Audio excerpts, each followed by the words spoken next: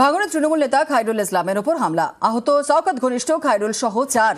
খায়রুল ইসলামের গাড়ি ভাঙচুর, মাথা ফেটেছে খায়রুলের সঙ্গীর। ভাঙড় 2 ব্লকের বনভূমি কর্মাধ্যক্ষ খায়রুল। এলাকা অন্ধকার করে মারধরের অভিযোগ। জিরানগাছা হাসপাতালে ভর্তি আহতরা।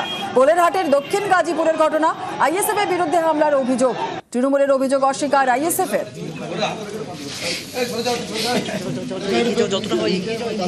আমাদের ওখানে মিটিং ছিল, খয়রুল্লাহ মিটিং এ যাচ্ছিল।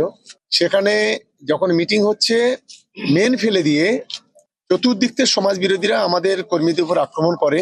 আমাদের ইতিমধ্যে 4 জন কর্মী ইনজিওর হয়েছে এবং হেড ইনজুরি, একজনের অবস্থা খুবই সিরিয়াস, গাড়ির কাঁচ ভেঙেছে। এই ঘটনার আমরা তীব্র নিন্দা করছি এবং অবিলম্বে দোষীদের গ্রেপ্তারের জন্য আমরা পুলিশ প্রশাসনকে অনুরোধ করছি। আমরা এতবার মার খেয়েছি, এতবার জেল কেটেছি, একটা প্রমাণ দিতে পারবে যে আমাদের ছেলে মেরেছে? ওখানে একটা প্রমাণ দিক। ভিডিও তো বলছে নাকি করেছে, দেখাক যে এই ছেলেটা আইএসএফ এর এটা নেতৃত্ব মেরেছে। জনরোষের শিকার হয়ে যাব বুঝতে পেরেছে, সেই জন বেরিয়ে আসছিল। বরঞ্চ বেরিয়ে আসার সময় তার গাড়ির ধাক্কাতে বেশ কয়েকজন আহত হয়েছে, গুরুতর আহত হয়েছে। এর জবাব কিন্তু প্রশাসনের মাধ্যমে আমরা নেব। রাতে দফায় দফায় উত্তেজনা ভাঙড়ে। খায়রুলের ওপর হামলার পর টার্গেট শওকত মোল্লার গাড়ি লক্ষ্য করে বোমা গুলি। পোলেরহাট থানা থেকে ফেরার পথেই হামলা।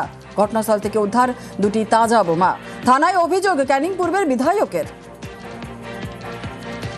আইএসএফ আশ্রিত সমাজ বিরোধীরা একেবারে মরিয়া। যখন এদের পায়ের তলাতে জমি সরছে, তখন নওশাদ সিদ্দিকীর মদতে আমার গাড়ির উপরে বোম এবং গুলি চালানো হলো।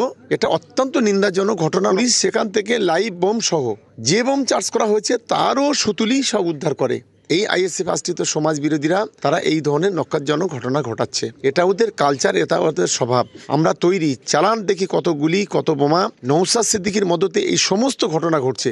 আমরা অবিলম্বে বলবো যে নওশাদ সিদ্দিকীকে অবিলম্বে গ্রেপ্তার করা। নওশাদকে গ্রেপ্তার করলে এই এলাকায় শান্তি ফিরবে।